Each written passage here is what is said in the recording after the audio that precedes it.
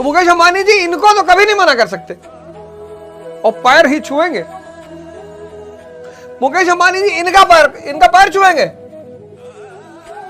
यह आदमी अपने ब्रह्म में से लोगों को ब्रह्म बांट रहा है, तो लोग दीवाने हैं इस आदमी के। ये अपनी माया में से थोड़ा माया बांट रहे हैं, तो लोग चाटुकार हैं इनके। जी सर, एक बार मुकेश अंबानी जी जो है अपने कुछ कर्मचारियों के साथ बांद्रा के समंदर में कुछ पत्थर फेंक रहे थे। कितने लोग हैं जो इस श्लोक का कितना गलत अर्थ निकालते हैं। यदा यदा ही धर्मस्य ग्लानिर्भवति भारत अभ्युत्थानमधर्मस्य तदात्मानं सृजाम्यहम्। जब जब अधर्म का नाश होगा। बड़ी प्यारी कहानी है। आचार्य रजनीश उसको बोलते रहते थे कि एक बार बीबी राबिया अपने घर के बाहर कुछ ढूंढ रही थी। बुजुर्ग सूफी थी, महिला थी, तो घर के बाहर कुछ ढूंढ रही थी। तो और लोग आ गए, बोले अम्मा क्या ढूंढ रही हो? तो बोले बेटुआ हमारी सुई गिर गई है।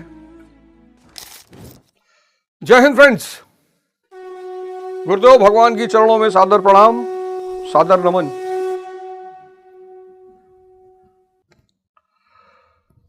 भारत की परंपरा में गुरु को भगवान से आगे रखा गया। और जब ये बात मैं पहले पढ़ूं तो मुझे लगे कि भगवान से आगे कौन हो सकता है यार।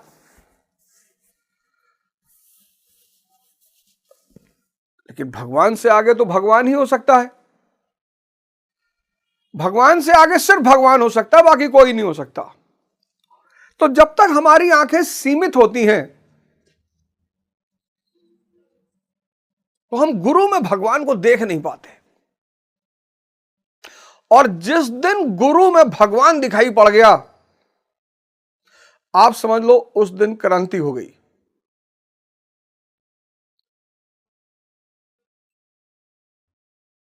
सारी उपलब्धि व्यक्ति की यही है कि उसको अपने गुरु में भगवान दिखाई पड़ जाए।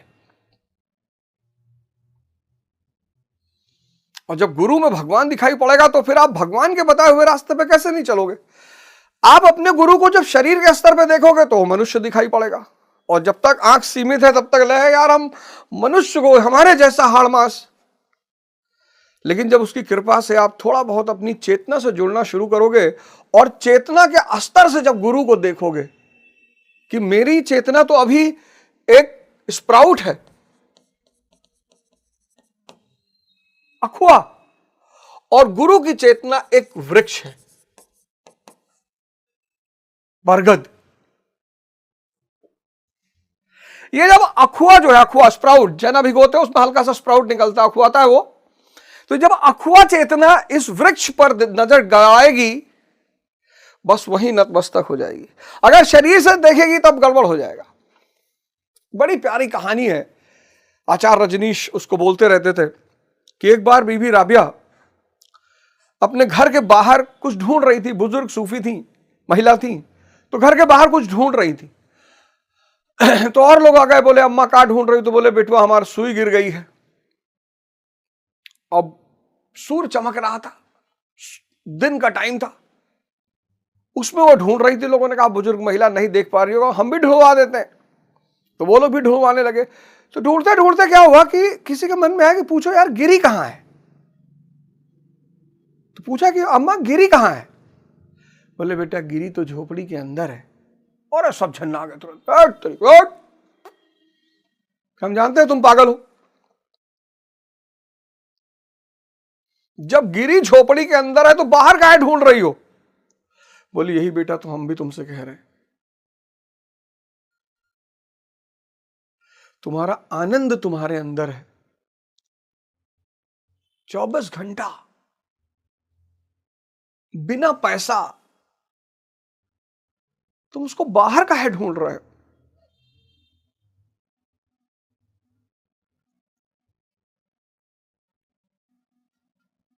अट्ठानबे % लोग, 98%, और अगर मैं 99.9 कहूं तो अतिशयोक्ति नहीं होगी, जीवन को गलत दिशा में जी रहे हैं। उनको सिर्फ दिशा बदलनी है बस। कुछ भी कमा लो साथ में नहीं जाएगा, कुछ भी बना लो साथ में नहीं जाएगा, तो सब छोड़ दें?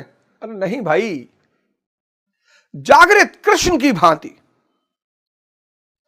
भगवान कृष्ण की भांति जिंदगी जियो, भगवान राम की भांति जिंदगी जियो, कुछ भी नहीं छोड़ना है।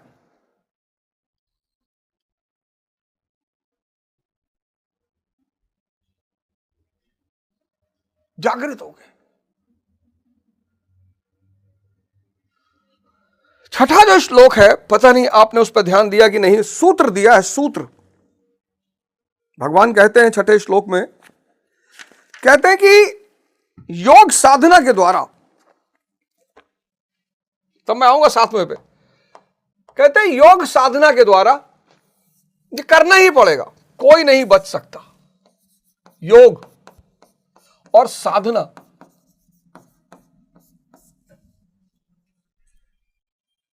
आपकी सांसें आपका भगवान है।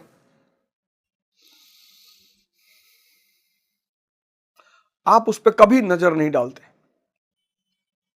जिस दिन वो निकलेंगी, इसीलिए आदमी बहुत तड़पता है। मरते वक्त आदमी इतना तड़पता है क्योंकि मरते वक्त उसका सारा ध्यान उसकी सांसों पे चला जाता है, और तब उसको दिखाई पड़ता है कि यार असली खजाना तो ये था। फिर वो बाहर छोड़कर उस खजाने को पकड़ने की कोशिश करता है, वही उसकी तड़प है। वो जो मरता हुआ व्यक्ति तड़पता है, उसके पीछे वजह यही है।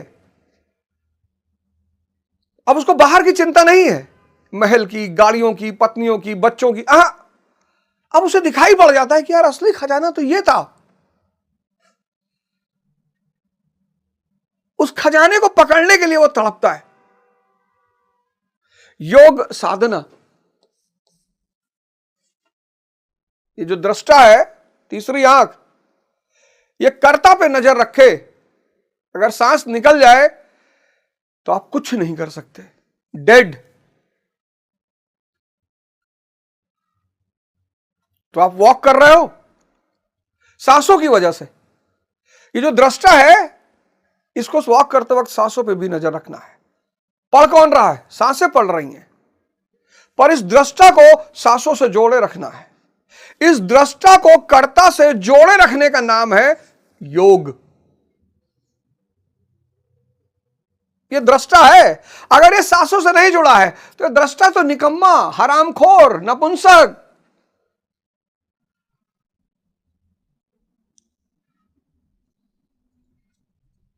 फिर से रिपीट करूंगा, अद्भुत विज्ञान है ये दृष्टा। हिंदुओं ने एक बहुत प्यारी फोटो भगवान शिव की बनाई, तीसरी आंख। ये दृष्टा, इसके पास कोई शक्ति नहीं है। मन यानी तीसरी आंख, यानी दृष्टा।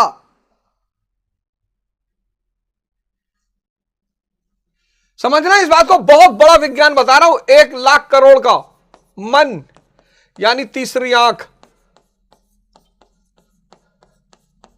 यानी दृष्टा।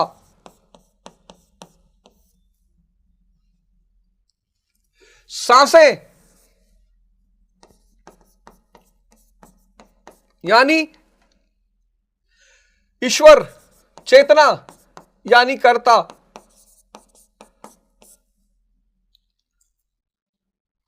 ये सांसें निकल जाए कुछ भी नहीं होगा, डेड, खत्म।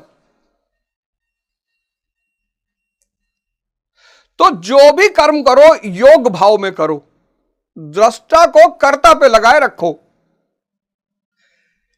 इसी की साधना को तपस्या कहते हैं।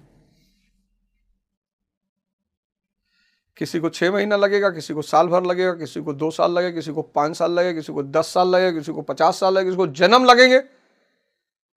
अरबों रुपए का सिद्धांत बताया हूं आपको। भगवान कहते हैं योग साधना के द्वारा। क्या योग साधना? किसको जोड़ना है? कर्ता को दृष्टा से, दृष्टा को कर्ता से, और आपके कर्म की क्वालिटी बदल जाएगी। आत्म माया द्वारा, अविद्या वाली माया नहीं, आत्म योग माया। इस योग से एक माया पैदा होगी, आत्म माया द्वारा। त्रिगुणमयी प्रकृति को वश करके, त्रिगुणमयी प्रकृति को वश करके, सत्वरज तम, बस यही सूत्र है जीवन का, यही जीवन का सूत्र है।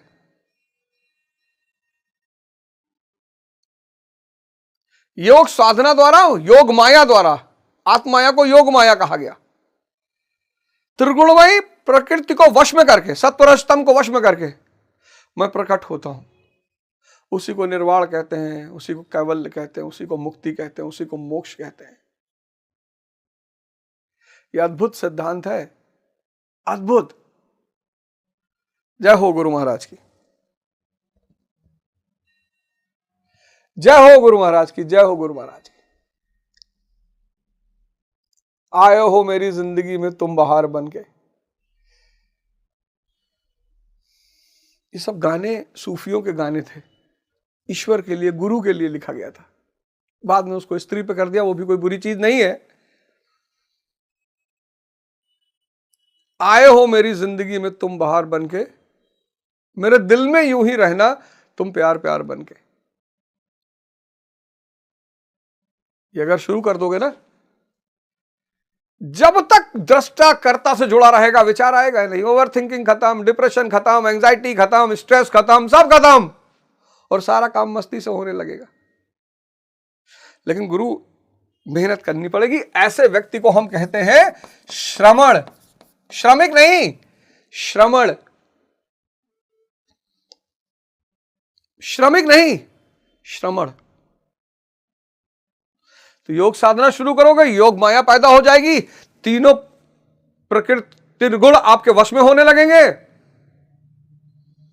बस। तो योग साधना द्वारा, आत्माया द्वारा अपनी त्रिगुणमयी प्रकृति को स्ववश करके मैं क्रमशः प्रकट होता हूं। लेकिन किन परिस्थितियों में? यदा यदा ही धर्मस्य ग्लानिर्भवति भारत अभ्युत्थानम अधर्मस्तदात्मानं सृजाम्यहम्। वो परिस्थितियां कौन सी होती हैं? अब भगवान जिससे प्रेम करता है, मैं बार बार इस बात को कहता हूं, भगवान जिससे प्रेम करता है तो उसे दो चीजें देता है। दो। आप कहोगे क्या? एक तो समझ देता है और एक साहस देता है। सिर्फ समझ दे दिया, साहस नहीं दिया तो आप कहोगे एग्जाम्पल गुरु, गुरु जी एग्जाम्पल दे दो। एक सिद्धार्थ,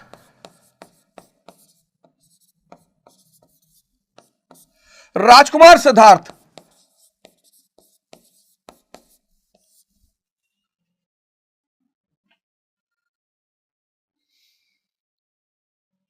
अब यह व्यक्ति एक दिन क्या देखता है? एक रुग्ण व्यक्ति को देखता है।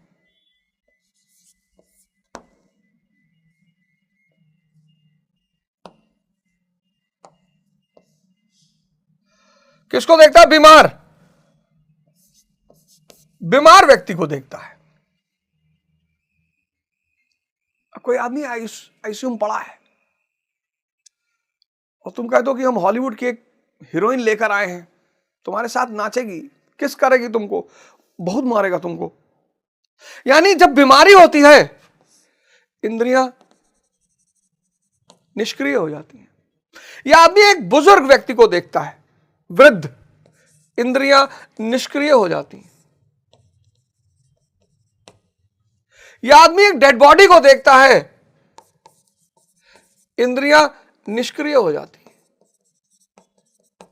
और हम एक ही सुख को जानते हैं, इंद्रिय सुख को। देखो राजकुमार सिद्धार्थ, अब इनकी समझ में आया कि यार देखो समझ दिया, ये रुग्णता में इंद्रिय निष्क्रिय, वृद्धपना में इंद्रिय निष्क्रिय, डेड बॉडी में इंद्रिय निष्क्रिय। तो बुद्ध को लगा कि फिर एक चीज और देखी, इन तीनों के अतिरिक्त एक चीज और देखी, सन्यासी।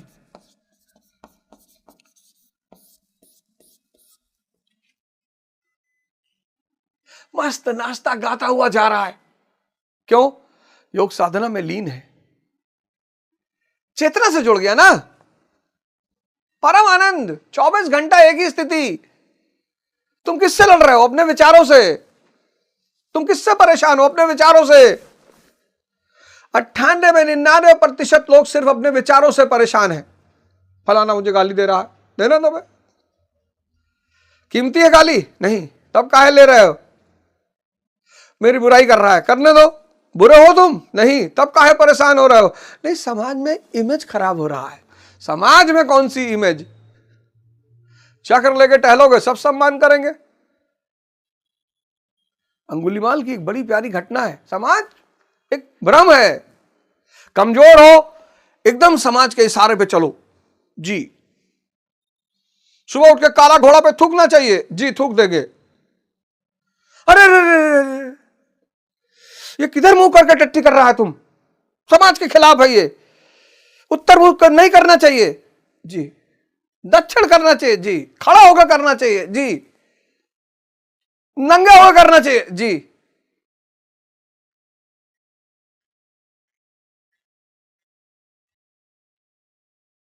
अरे यार, और समाज क्या है? समाज एक भ्रम है, पर इसको बनाया गया है बहुत प्यार से, और बहुत अच्छी चीज है समाज। अगर समाज ना हो तो कोई व्यक्ति कभी मुक्त ही नहीं हो सकता, किसी व्यक्ति में कभी महत्वाकांक्षा ही नहीं पैदा हो सकती। समाज का जो सबसे बड़ा धर्म है वो ये है कि आपकी कमियों को दिखाता है। वो निकम्मे हो तुम। मतलब क्या? कि मुझे मांगने पर 1 लाख रुपया उधार नहीं दे पा रहे हो, यह है निकम्मे का मतलब। निकम्मे का मतलब तुम ओरिजिनल निकम्मे थोड़ी हो।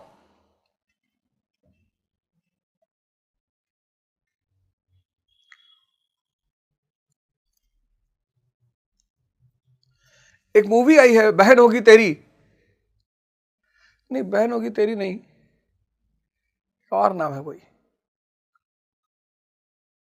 बताऊंगा मैं। निकम्मे का मतलब क्या? तुम्हें जब कोई निकम्मा कहता है तो उसका मतलब सिर्फ इतना होता है कि मेरे मांगने पर तुम 1 लाख रुपया उधार नहीं दे सकते हो।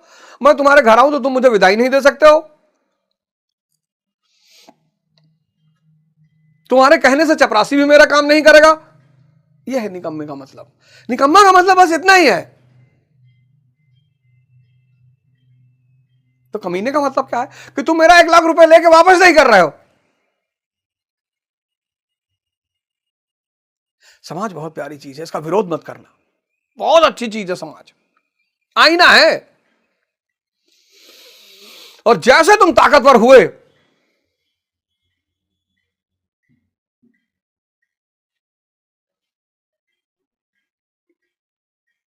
तुम्हारे नियम, तुम्हारा सिद्धांत, तुम्हारा जीवन, एक घर तुम्हारा दिल्ली में, एक लॉस एंजलिस में। यहां आओगे गेरुआ वस्त्र पहन लोगे, नेता का कपड़ा पहन लोगे, वहां जाओगे नंगा डांस।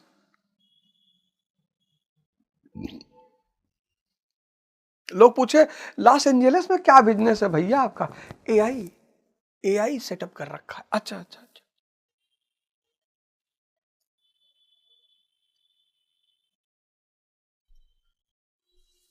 तो बुद्ध को साहस भी है।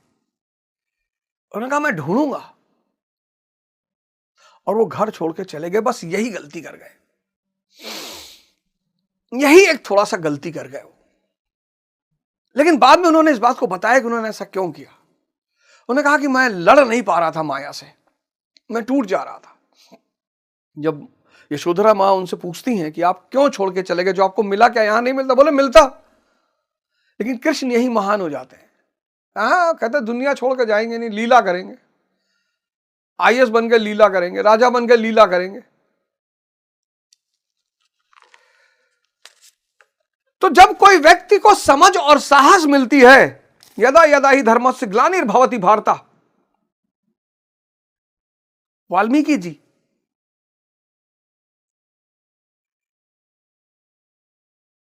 हे अर्जुन, जब जब परम धर्म परमात्मा के लिए हृदय ग्लानि से भर जाता है, ये देखो सिद्धार्थ का भर गया कि यार जब ये सब चीजें एक दिन खत्म ही हो जानी है, तो उस परम की तलाश क्यों ना की जाए जो इस व्यक्ति के पास है, सन्यासी के पास। ग्लानि से भर जाता है जब अधर्म की वृद्धि से भाविक पार पाते नहीं देखता, तब मैं आत्मा को रचने लगता हूं। ऐसी ही ग्लानि मनु को हुई थी। मनु यानी मन।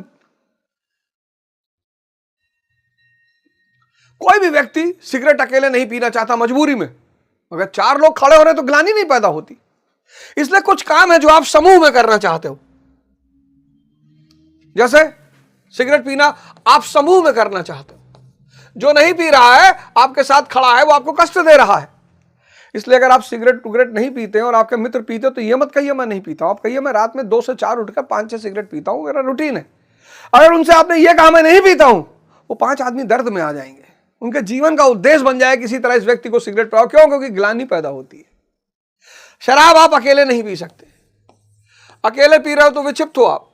वैश्यावृत्ति अकेले नहीं कर सकता कोई व्यक्ति, 4 आदमी लेके ही जाएगा कि उसको लगे ग्लानि। जुआ, उसका तो पूरा घर बना हुआ, कैसीनो। माया के भी मंदिर है, कैसीनो माया का मंदिर है। भगवान का सिर्फ मंदिर थोड़ी रहेगा, माया का भी मंदिर रहेगा। बार माया का मंदिर है, कैसीनो माया का मंदिर है। अभी गोवा में आग लग गई, मर गए 50-60 लोग।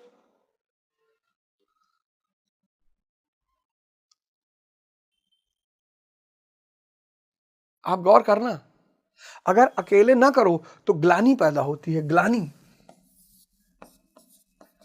ग्लानि पैदा होती है। कहीं ना कहीं वो अंदर की जो चेतना है वो ठोकती है कि गलत कर रहे हो गुरु।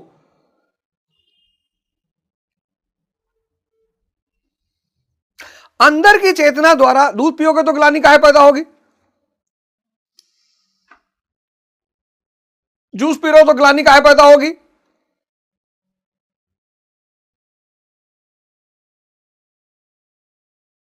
रशियन रेवोल्यूशन की देख रहे हो तो ग्लानि काहे पैदा होगी? लेकिन ब्लू फिल्म देख रहे हो तो ग्लानि पैदा होगी। वो चेतना ठोकती है अंदर से कि भाई गलत कर रहे हो। जब वो ठेकना बंद कर देती है तब व्यक्ति पूर्ण रूपेण जड़ हो जाता है, अपराधी।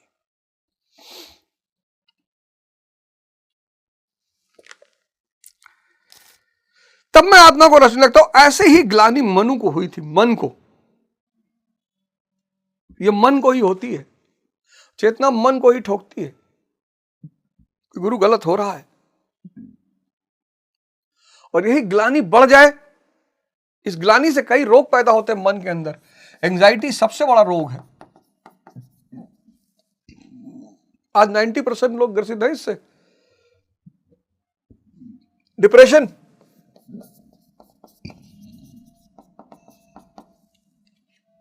करना कुछ चाहते हैं, हो कुछ रहा है। तो परिस्थिति क्या है? ग्लानि। जब मन ग्लानि से भर जाता है कि नहीं यार, ये जीवन नहीं है,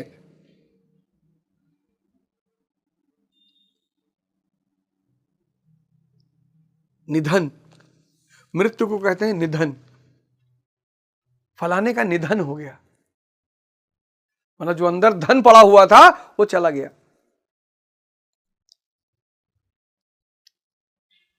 मिट्टी, मृत्यु के लिए कितने शब्द बनाए गए। मिट्टी, मिट्टी पड़ी है उनकी,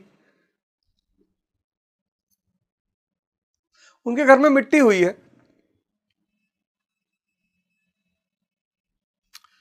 XYZ का निधन हो गया, धन खो गया। शक्ति रखो कि माया की जब जरूरत पड़े वो तुम्हारे पास आ जाए। छोड़ना, भागना नहीं, भिखमंगा नहीं बनना है, भिक्षु बनना है। यह बात याद रखना, भिखमंगा नहीं बनना है, भिक्षु।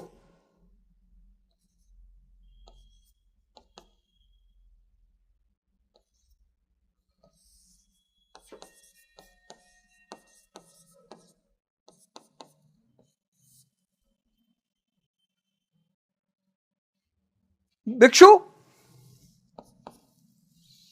जिसके, वो व्यक्ति जिसका तीसरा नेत्र खुल गया है और योग साधना के द्वारा वो योग माया को प्राप्त कर चुका है।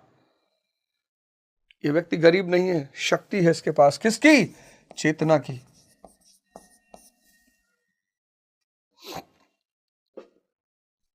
लेकिन आधुनिक समाज ने, कैपिटलिज्म ने, पूंजीवाद ने धनी का कॉन्सेप्ट ही चेंज कर दिया, अमीर का कॉन्सेप्ट ही चेंज कर दिया। गरीब कौन? जिसको नींद लाने के लिए संघर्ष करना पड़े,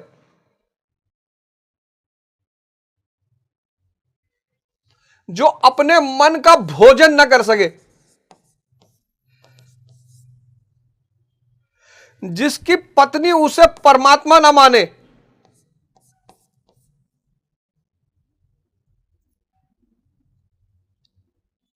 जिसका मन उसका गुलाम ना हो। कभी अगर आपकी मुलाकात हो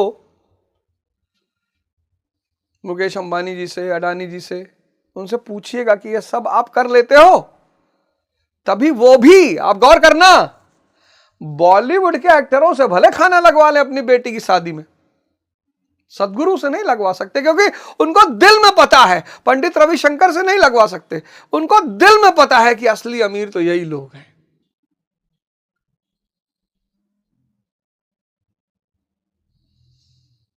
और सदगुरु अगर फोन करके मुकेश अंबानी से कह देंगे कि यार तुम्हारा हवाई जहाज चाहिए 4 दिन के लिए, मना करेंगे?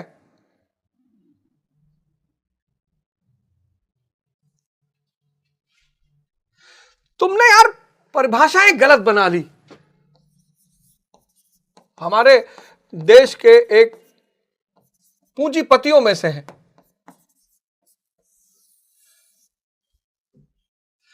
अब आमिर खान अगर इनसे कह दें कि भाई आपका हवाई जहाज चाहिए 4 दिन के लिए, हो सकता है मना कर दे, लेकिन अगर सदगुरु कह दे तो नहीं मना करेंगे। क्यों? इनके पास क्या है? माया है,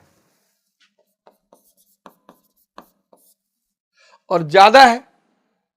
इनके पास माया कम है, लेकिन इस व्यक्ति के पास ब्रह्म है, माया का भी बॉस। यही इस देश की ताकत थी, यही इस देश का जलवा था। उसको ब्रह्म कमाना आता था, ज्ञान। तो मुकेश अंबानी जी इनको तो कभी नहीं मना कर सकते, और पैर ही छुएंगे। मुकेश अंबानी जी इनका पैर छुएंगे।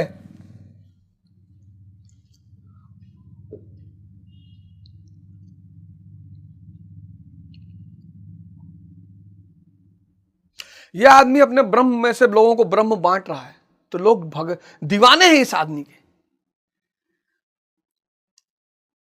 ये अपनी माया में से थोड़ा माया बांट रहे हैं, तो लोग चाटुकार हैं इनके।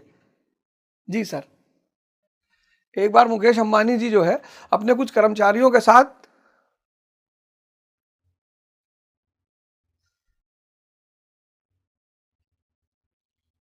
बांद्रा के समंदर में कुछ पत्थर फेंक रहे थे, तो अपने कर्मचारियों से मुकेश अंबानी जी ने पूछा कि यह पत्थर क्यों डूब जा रहा है? लोगों ने कहा जी भारी है इसलिए डूब जा रहा है। तो जो मुकेश अंबानी जी का सबसे खास आदमी था उसने कहा नहीं सरकार, इसलिए नहीं डूब रहा है। बोले फिर किस लिए डूब रहा है? बोले ये इस बात का संदेश है कि जिसका साथ आपने छोड़ दिया वो डूब जाएगा। बोले इसको प्रमोशन करो, सीएमडी बनाओ रिलायंस कंपनीज का।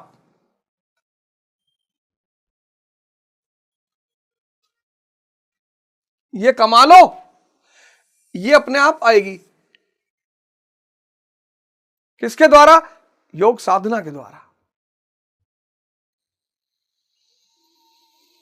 किसके द्वारा? योग साधना के द्वारा।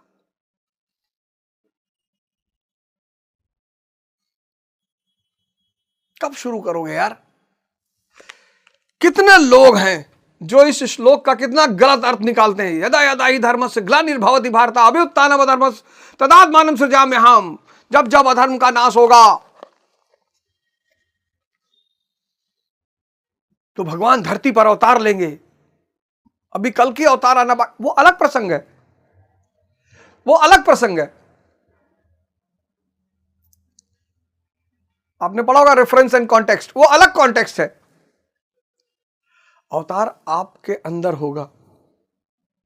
आपका भगवान आपके अंदर से चिल्ला चिल्ला के कह रहा है कि जुड़ो मुझसे, योग साधना, योग माया, मैं त्रिगुणमयी प्रकृति को तुम्हारे वश में कर दूंगा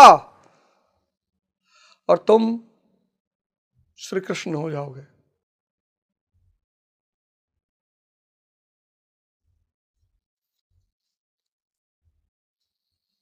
तुम क्या हो जाओगे? श्री कृष्ण हो जाओगे।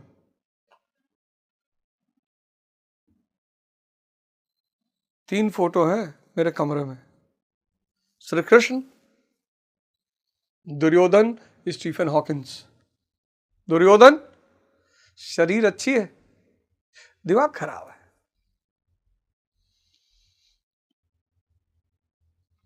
दस हजार हाथियों का बल है, क्या फायदा जब दिमाग खराब है, जब स्टीयरिंग ही नहीं है तो रोल्स रॉयस का चलाओगे कैसे? एक फोटो स्टीफन हॉकिंस, शरीर खराब है, दिमाग सही है। 50-50 अवार्ड मिला उस आदमी को। एक भगवान कृष्ण, दिमाग को अपना गुलाम बना लिया है।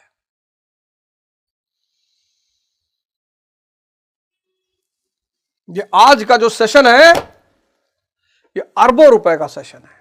अगर रुपए में देखें तो पूर्व भगवान की जय हो। जाया करिए। अभी तो बंबई में जितने लोग हैं, जो लोग मुझे बंबई से देख रहे हैं, तो गुरु महाराज अभी पालघर में है। ठंडक यहां बहुत पड़ती है, तो अभी पालघर में है। तो आपको जिसको भी दर्शन करना हो, आप पालघर आश्रम चले जाएं, उनका दर्शन कर लें। दीपक बाबा मिलेंगे वहां पर, दीपक बाबा मिलेंगे, नारद बाबा भी मिल सकते हैं। और भी वैसे भी कोई किसी को परिचय देने की जरूरत नहीं, महाराज जी आते हैं प्रवचन करने के लिए।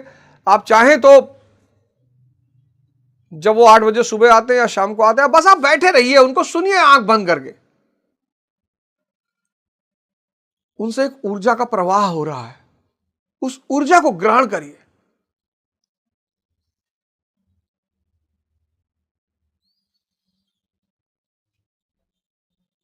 अगर वो प्रवाह आपकी सांसों में हो गया,